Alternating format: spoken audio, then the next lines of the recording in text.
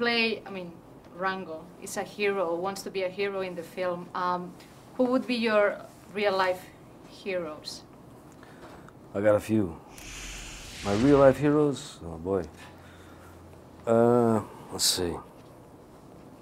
Marlon Brando, who I had the great luck and honor of knowing and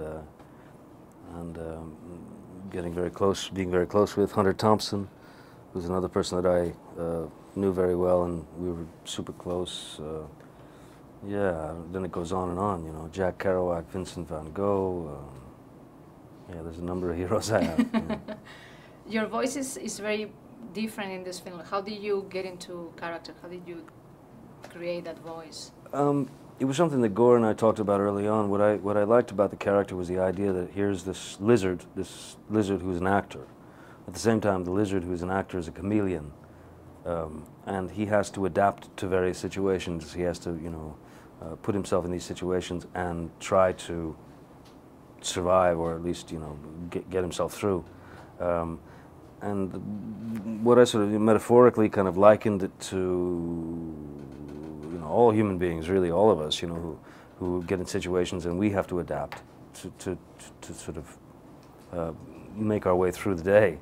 And then just being, you know, observing people, you know, as an actor, you observe people, and the idea that, you know, I've always been fascinated with when people get nervous or when people start to lie, their voice has a tendency to rise, you know, the register gets a little higher. So, I mean, if I'm sitting here talking to you like this, if I were nervous and or maybe I wanted to, you know, tell you a lie, I might actually start, you know, it might go up in here because I don't know what I'm going to say next, you know.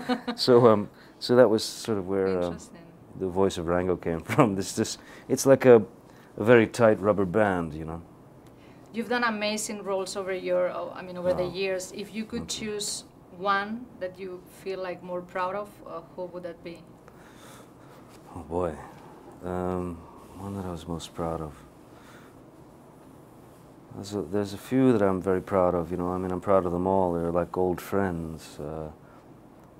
If there was one that I was really proud of that you know, only maybe 9 or 10 people saw the film, or at least it feels like that. There was a film called The Libertine where I played a poet called John Wilmot, who was the Earl of Rochester, and he was a great unsung hero in British literature, and that was something I worked very hard on, and you know, not a lot of people saw it, but so yeah, I guess that was the one. The Oscars are coming up, and I wanted to ask you if you have any favorites. Who do you want to see take the Oscar home? Well, you know, I happen to be a big fan of documentaries, you know, and I'm very excited about this film, Exit Through the Gift Shop, that was directed by an artist called Banksy, and I thought that was one of the best films I've seen in a long, long time, let alone just this year. There was a great sort of honesty to it, and you know, a perspective on art that we don't ever get to see. So I'm most definitely cheering for that film and for Banksy.